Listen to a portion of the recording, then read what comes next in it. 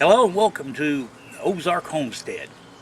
As you can see, I'm standing out here by one of my vertical potting plants. Got beans coming up in it, and it's looking really good.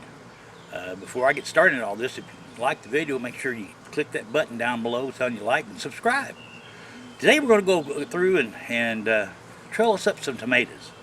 Now, a lot of different ways that people trellis tomatoes. Some use cattle panels, some use tomato cages, some use tomato stakes, but I'm going to try something a little different this year, and I'm going to bring you along for the ride. So let's get out the garden. I hear tomatoes, and they're actually doing pretty good. And the way I'm going to trellis these this year is I'm going to use what they call a Florida weave. Now, some of you may be familiar with that, and you can see I got my helper out here. On using a Florida weave, but like I said, this is going to be the first year that I do that. Now, the whole pretense behind a Florida weave is you go through the tomato plants and you're actually weaving around each plant, and on one side and then on the other, and that'll give a total support. And there's different ways to do it. Now, the way I like to do it is I like to take my string, and yeah, I've got all kinds of help out here now. Take my string and I measure it off. Now, to do this, I've used T-posts, and I've put a number of T-posts in my row here with about 4 tomato plants in between each one, so that way that the string is not super long. Some people I've watched do Florida weave will just take one string and run it all the way down the row, the complete row, and then come back with the one string. I don't like to do that because I've thought about that for a minute. If I had an issue happen in say with one section of my tomatoes, then I'd have to take the whole string down, the whole row. So what I do, what I'm going to do is I'm going to go in separate sections. So the way I'm going to do this, I'm going to take my string, which is actually jute, and I'm going to go down to the next T-post, and then I'm going to come back, and then I'm going to kind of measure it out, get roughly where I want to get to with it, and then cut my string.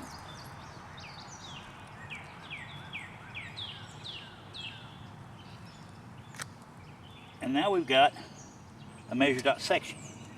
Now, to start out with this, you need to tie it off, and I'm going to tie it off, roughly about 4 or 5 inches above the ground. And not using any fancy knots.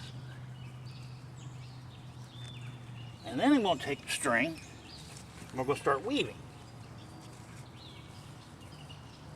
We'll go around this one and then go to the opposite side of the next plant and just back and forth.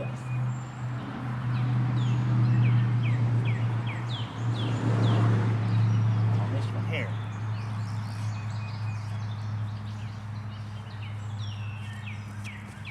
Come around the post, T-post,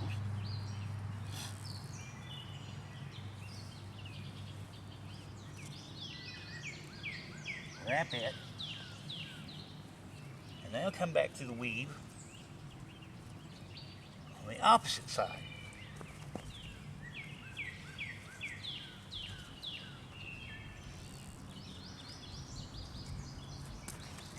Like so.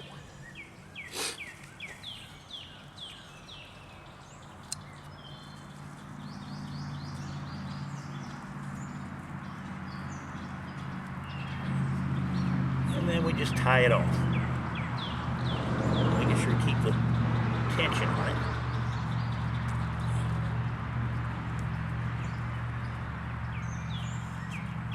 There. And now we're done. Now, the great thing about this is your tomato plants grow, start working their way up. Is you can come back and put another string in here, another one here, all the way up, especially for your indeterminate tomatoes. Now, your determinate tomatoes are kind of like a bush. They'll only get so tall, but the indeterminates, they'll just keep going. So what I did is I used 6-foot T-post, and that'll give me where I can tie off, probably about every 6 inches up this, and that should support it. Now I like this method. First of all, it saves some space, and it's not that expensive. You know, all I had to do is, I think I spent $5 at Tractor Supply for this roll, and it's a big roll, and that'll be more than adequate for what I need for this year. So we're going to go ahead and finish out the rest of the row here, and then we'll come back and take another look at it a little bit closer.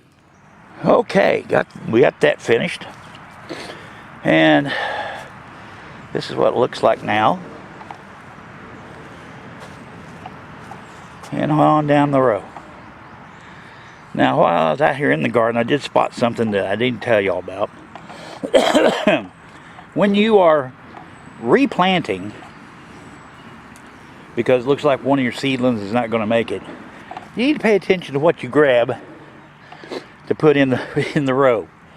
As you can see over here, this is my cucumber row, and I had some cucumbers that didn't look really good, so I grabbed the seed, a 6-cell packet of seedlings that I was growing, and put them in this row.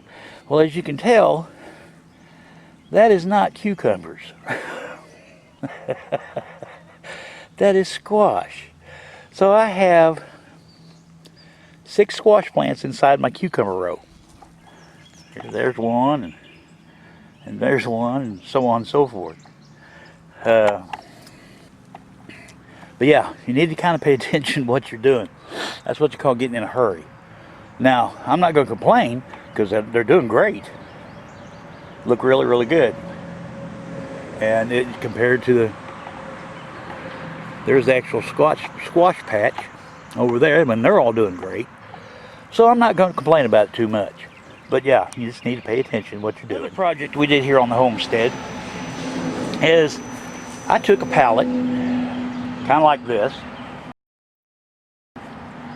and totally disassembled it and reassembled it into something like this.